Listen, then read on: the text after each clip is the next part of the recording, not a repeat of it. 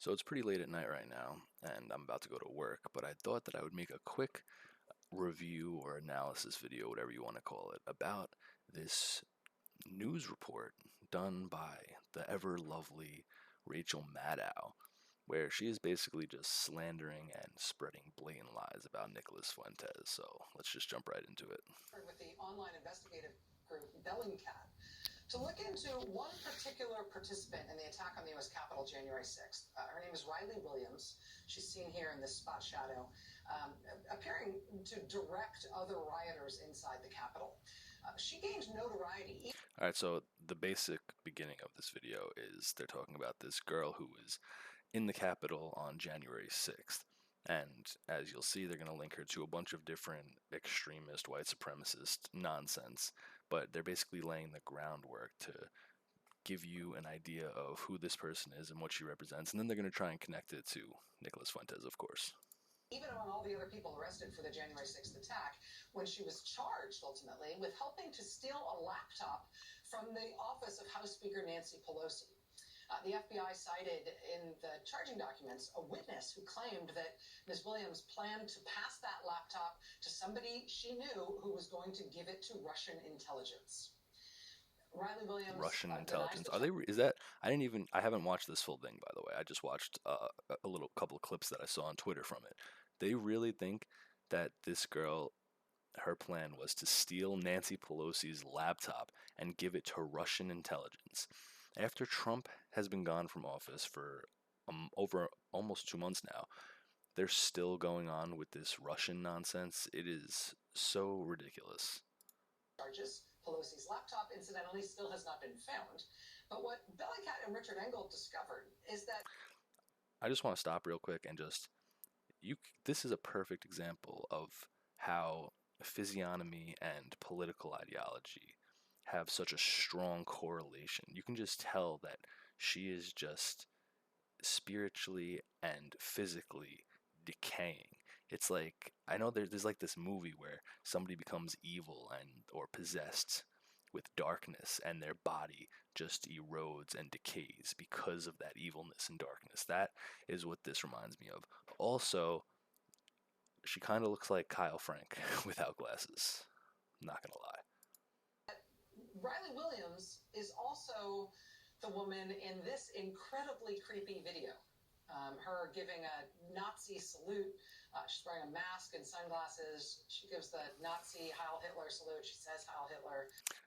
So, I mean, maybe this isn't the opportune point to pause the video, but this girl, if this is the same girl, I don't know if they're gonna tell how they know this is the same girl from the Capitol riots. They're going to try and link this girl to Nicholas Fuentes. Now, if you know Nicholas Fuentes, if you know about the America First movement, you know that this is not what we are about at all. First of all, the Sonnenrad on the head is completely pagan. Her giving a Roman salute and saying Hail Hitler is not what we are about at all. That is just really stupid from an optical perspective, because you're not going to win people over by invoking Hitler's name. You're going to scare off people.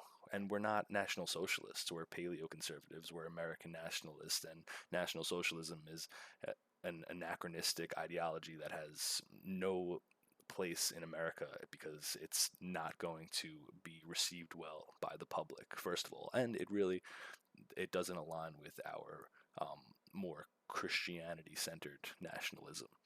So, and anybody who knows that, first of all, she's a girl, and we're about being anti-e-girl. Second of all, just if this is her whole style is just completely against what we are about. This is total wignat nonsense, and it's clear she's just doing this for attention. And it's actually really revolting when a girl is like this. Like, I hate the people that think that, like, oh, fashy girls are cool or in or something like that. It's really gross. I don't want women to be political. She's wearing neo-Nazi symbols. She's advocating white supremacy in the video. The key that allowed Bellingcat to definitively prove that Riley Williams is the woman in the video, that indeed among the Capitol Hill rioters who have been charged thus far are explicit neo-Nazis, anti-Semites, and white supremacists. Just throwing out all all of the terms, right? All of the buzzwords you can, just neo-Nazi, white supremacists, just everything, anti-Semites, just explicitly anti-Semites. Not implicitly, they're explicitly anti-Semites. The way that they were able to do the legwork to figure out that that same person not only appeared in that video, but she had posted racist and anti-Semitic screeds to several different social media accounts. The key that sort The of horror. unlocked that was this photo that she posted from one of those accounts. It's a photo of that same woman, Riley Williams, at a right-wing pro-Trump rally in D.C. in December. And in that photo, she's standing next to one of the speakers at that rally, who was apparently her hero, a man named Nick. All right, so I've met Nick Fuentes 3 times now. 2 of the Stop the Steal rallies, and then at AFPAC too. And he will take pictures with pretty much anybody. He's a very nice guy and welcoming guy. If you go up to him and you say, "Hey Nick, can I get a picture with you?" He'll say, "Yeah, absolutely," and you take a picture with him. He's not gonna say, "Oh, can I search your internet history? Can I see every single political statement you've ever made in your past life?" So I don't understand, unless like I said, I haven't watched this whole thing, so maybe they're going to tell me how exactly they're connecting this girl to Nick Fuentes. But because she said, "Thank you, Nick, King of America," and posted a picture with Nick Fuentes, that somehow means that Nick Fuentes endorses all of her political views and endorses complete Wignat nonsense that he always speaks out about, and endorses storming the Capitol, which he has explicitly said was a bad idea. That just doesn't make sense. This is complete slander. And of course, because Nick is a public figure, it's almost impossible to actually sue Rachel Maddow for. But let's continue. Nick Fuentes. Bellingcat discovered in Fuentes. combing through Ms. Williams' social media history that of all the right-wing white nationalist groups and personalities she followed, this Nick Fuentes guy was her clear favorite. Mr. Fuentes is an advocate for a whites-only homeland, No, he's as not. in a country exclusively for white people. I will give you one guess as to what country he thinks that should be. His charming resume includes denying that the Holocaust happened, Never did. claiming that things were better in America under Jim Crow laws. It's pro-racial segregation, of course, the better to achieve ultimately a whites-only nation. All right, hold on. A lot to unpack there. Let's first go over saying that he's a white supremacist and wants the country to be white only. He's explicitly, continuously denied being a white nationalist. He thinks that America should have a strong European ethnic core and try to retain its historical demographics, or else the cultural and social fabric of America is going to decline, which is 100% true, and there's nothing evil about that. He has also advocated for self-determination and freedom of association. He has never tried to say that we need to have white supremacy over other races or anything like that. And obviously people who are fans of Nick Fuentes know this, but this is on internet, national television, and she's basically slandering Nick, and people who have never heard about him before have no. And if you're watching Rachel Maddow, you already believe everything this idiot says. So also the denying the Holocaust thing based on a cookie joke. He has explicitly said that he believes that exactly 6 million Jews died in the Holocaust. So I don't know where she keeps getting this Holocaust denial thing. It's very, very stupid. And the Jim Crow stuff was said in passing. I specifically remember that episode, but it's honestly true if you look at the literacy rate and the church attendance rate and the 2-family household rate. All of those statistics were much better for black individuals under Jim Crow compared to modern African Americans. Now, that's not saying that we should go back to those things, but it is saying that whatever we're doing now is certainly not working, because black people are in a worse position than they were under Jim Crow. So He was at the White Nationalist Unite the Right rally in Charlottesville in 2017. He rallied pro-Trump rioters outside the U.S. Capitol on January 6th. is this the one? No, this isn't the one I was at. But he was at the Unite the Right rally in 2017. So were thousands of other people, and not all of them were white nationalists. It's just so insincere. This is just such a bad faith display. This year and this weekend, while conservatives and elected Republicans were holding their annual Conservative Political Action Conference, CPAC. This year was all about how Donald Trump actually won the election, and he's still secretly the actual president. Well, that was happening. True, 100% true. No lie detected. He is the rightful president, obviously, not literally, because we have a implemented presidency, a hostile regime, basically a takeover that we didn't condone, and in all sense of the word, Biden is the president, but just not legitimately. Donald Trump is definitely the rightful president, and I'm not going to go into the whole details of voter fraud and stuff like that. But in order to believe that Biden is the legitimate president, you have to believe that he got more votes than Hillary Clinton, Barack Obama, pretty much every single presidential candidate in the history of the United States. You have to believe that he got more black votes than the first black president. You have to believe that all of the mail-in ballots just came in at 3 o'clock in the morning in multiple counties, in the specific counties that he needed to win, and all of them, 100% of them, were all for him, not one for another candidate, not even a third-party candidate.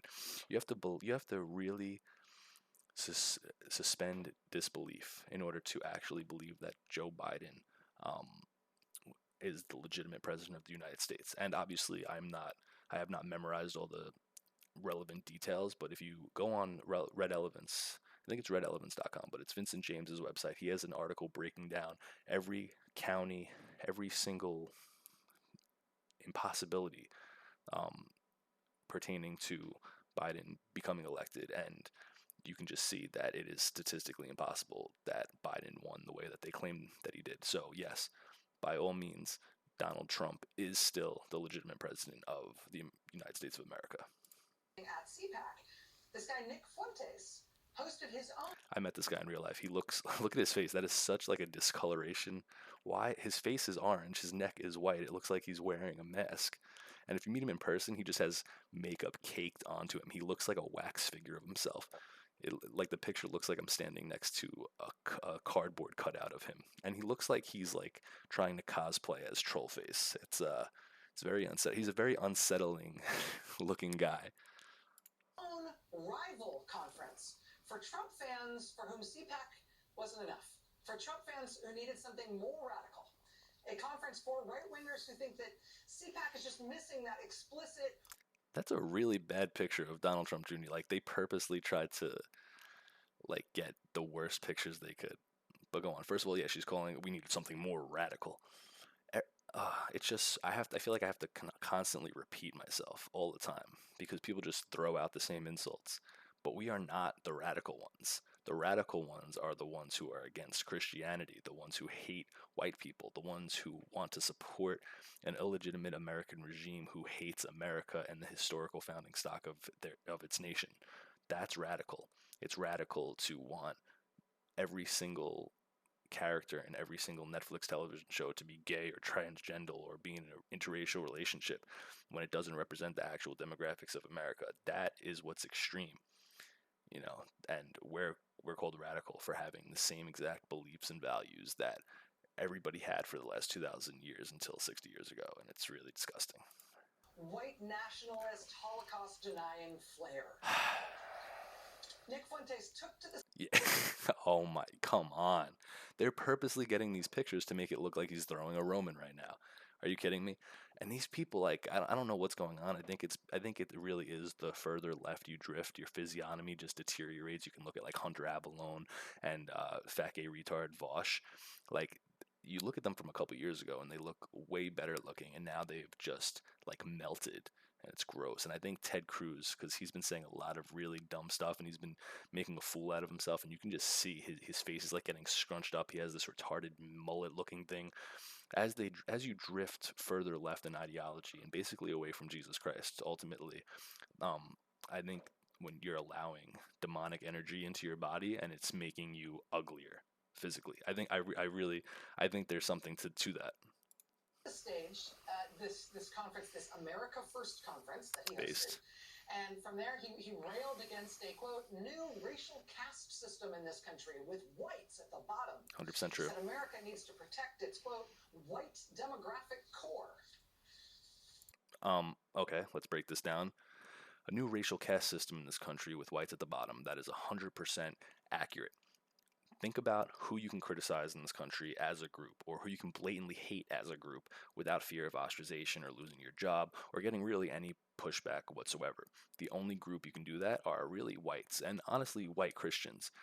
If you criticize blacks or if you criticize Jews, if you even mention Jews in a way that is calling them a group with self-interest in any way that isn't absolute praise, you're labeled an anti-Semite. You're banned from a bunch of different platforms. You can't even have an honest discussion about organized Jewish lobbying, or the Israel lobby, or the ADL, or say that there's any type of Jewish relevance to any of these groups without being called anti-Semitic.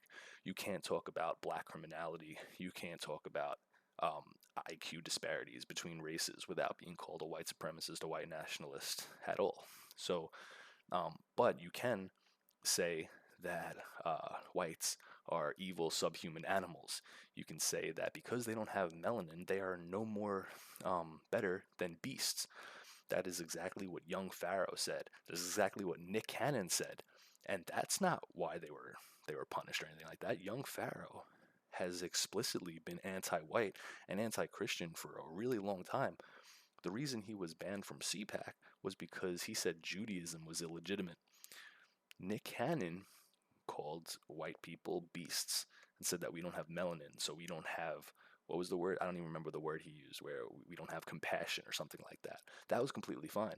He was fired from Wild and Out because he said he agreed with somebody who said that there was an overrepresentation of Jewish people in the media. So when you have this hypocritical way of allowing people to criticize certain groups or even acknowledge groups as groups, and you don't allow them to do that to other groups, that's essentially a new form of a caste system. And obviously, whites are at the bottom when they can't really defend themselves, and it's perfectly okay to criticize them and mock them and blatantly hate them. It's really nice. Nice folks, right? Yes, we are awesome. Guess who the keynote speaker was at that conference this weekend? By the way, this lady is an atheist. I think she must be because she's a openly gay acting lesbian who's on MSNBC, which is a Satanist propaganda network. The keynote at the White Homeland Holocaust Denial Wasn't Jim Crow Great Guys White Nationalist Conference. We just go by AFPAC. You don't. That's like that doesn't roll off the tongue very well. You don't have to call us white supremacist, Holocaust denial, Jim Crow is awesome people. Just AFPAC is fine. It's actually America First Political Action Conference. It's not. Keynote speaker was a sitting congressman. Based. A sitting 5-term Republican congressman. And by sitting, I mean, yes, he's still in Congress. Paul Gosar of Arizona. Based. Not a single other sitting member of Congress would go near I have a selfie with him. nationalist White Homeland Conference. But for Congressman Paul Gosar of Arizona, sure. And, don't just go. How about keynoting it? I mean, technically, Nick Fuentes was the keynote. And like I said, I haven't finished it, but I don't think it matters at this point because they're obviously not being truthful about this event whatsoever. And this isn't to say that, oh, look at us, we have minorities and we're awesome. See, we're not the real racists or anything like that, like normal conservatives would do and stuff like that. But the framing of this is that we're white nationalists, white supremacists, which is complete slander. We are not any of those things. But they pick and choose what they want to portray and display out of context, and they purposely leave out things so that they can push a certain narrative. We know how the media works. That's why they're evil. That's why they're the enemy of America.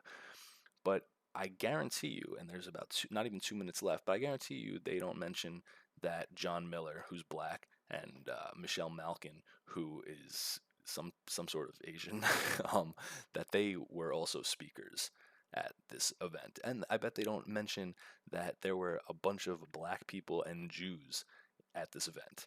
Not that it matters. I'm not saying like, oh, look, see, we're not really racist. Like, but it does say something that they have to portray this out of context in order to push their narrative. It's really annoying. And yes, Paul Gosar is the kind of congressman who has said things like, the U.S. is already in a civil war, and, quote, we just haven't started shooting yet. Based? Like I didn't know he said that. That's based. With causes like this. But keynoting the White Nationalist Conference? This is like that Louis C.K. joke where it's like, Christopher Columbus found America, and he went up to the Native Americans, and he was like, oh, this is India, right? And they were like, no, we're not Indians. And he's like, no, this is India. You guys are Indians. He's like, no, that's a totally different place. No, you guys are Indians. We're just gonna call you Indians from now on. Is that cool? And they're like, no, we're not Indians. No, you guys are Indians. That's like us. It's like, oh, you guys are white nationalists. No, no, we're not white nationalists. Actually, nah, come on, you're white nationalists. We're just gonna call you white nationalists. No, don't call us white nationalists. We're not.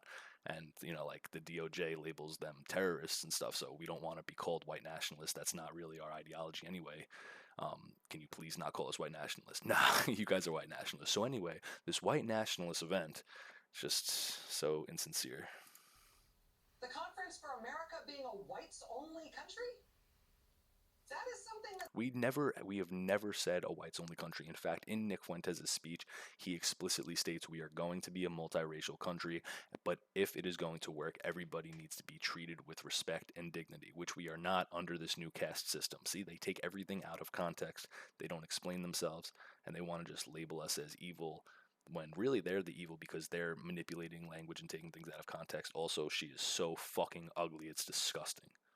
it's supposed to be too crazy and offensive even for this Republican Party now, right? I mean, that's why they had to have their own separate conference aside from CPAC, right? Here's how Congressman Gosar's home state paper, the Arizona Republic, put it in a column today. Quote, where is the condemnation from Gosar's fellow party leaders? The ones who insist the lunatic fringe is not taking over the once grand old party. This is an easy call for a party that insists it's not the party of white supremacy. These people cannot be taken seriously, obviously. These people are evil, and we should not work or converse or try to negotiate with evil. But that being said, they still have so much institutional power that it's almost impossible to ignore because so many people still listen to them and don't understand that they are just reality manipulators. So it's really disheartening that they are allowed to just do this and slander this because that's what they're doing right now. They are slandering everybody who supports Nicholas Fuentes, no matter what race you are, no matter the JB, Kyle Frank, all the other, Bryson Gray, all these people that support Nick Fuentes and the America First message are being slandered right now as neo-Nazi white supremacists. And they don't care. They're fine with that because that's what they actually believe. They don't care what you say. They don't care what your actual message is. If you are not for this impossible egalitarian ideology and this never-ending progressive liberalism, if you are anywhere to the right, basically, of Bernie Sanders, then you are basically the epitome of evil. And if we didn't have our conference, um, this news story would have been about something that somebody said, an off-cuff remark that they said at CPAC, and they would have said like, "Oh, I thought that CPAC wasn't supposed to be white nationalist, white supremacist." But because we are actual reactionary and actual an actual threat to the system, this is why they feel the need to sensationalize us and talk all of this stuff about us. Now they're trying to say like, oh well, CPAC is fine and stuff like that, but they really need to condemn this AFPAC stuff. But if AFPAC didn't exist, they'd be condemning CPAC just as harshly as they are AFPAC. It ought to be an easy call. It ought to be an especially easy call because Paul Gosar was joined at the White Nationalist Conference this weekend by Steve King. Based. Remember who Steve King is? I do. Former Republican congressman. He is a former Republican congressman because he was stripped of his committee assignments, shunned, and ultimately defeated in the Republican primary after he said one too many nice things about white supremacy, and that was seen as over the line for the Republican Party. Steve King is Exhibit A for the Republican Party's straightforward playbook about how to handle these things. He's a walking, talking Exhibit A, standing there at that same white nationalist conference right next to Congressman Gosar. How come they're not going to use that playbook against Gosar, the guy who's still currently in Congress? Because it's not white nationalism, because the whole entire conservative establishment slogan that they're trying to use now at CPAC 2021 was America Uncanceled, which was complete nonsense, obviously. And also, you don't care that they got rid of Steve King. You just want them to do the same thing to Steve King. You want them to do the same thing to Paul Gosar that they did to Steve King. And because they're not currently living up to your moral framework, then you're not happy with that. But even if they did, you still wouldn't be happy about that. That's why we cannot capitulate or even entertain these people. And we're going to see if I hope that she has Nick Fuentes on. I highly doubt it because he would just destroy her on national TV, especially if it was live. So I think that they're just going to do segments like this and continue slandering Nick Fuentes and all of us, and nothing can be done about it, really. Congress. Seriously. Are you guys Seriously. cool with this? Yeah. TikTok. Watch this space. All right, so I guess that pretty much does it. But I hate her snarkiness and her like I'm better than you. Like you are a Satanist lesbian. You are a reality manipulator. You lie to people for a living. You cry on national television and virtue signal about how great and good you are. Meanwhile, you hate Jesus Christ. You think being an open lesbian in a lesbian relationship is an acceptable lifestyle, and you don't think that you need to repent for your sins. And ironically, she wants to call us evil. And she wants to label us things that we're not. But like I said, it doesn't matter what we really are because we're not like them. So anybody not like them is considered evil. When I think it's actually the opposite. Anybody who hates Christ, anybody who works against God's natural order is truly evil. And anybody who manipulates reality and purposely slanders their enemy because the truth is not on their side is evil. So I don't know. This is the first time I ever did really like an analysis video. I don't know if it was good or not. I feel like I did pretty well. So I hope you enjoyed it. Until next time.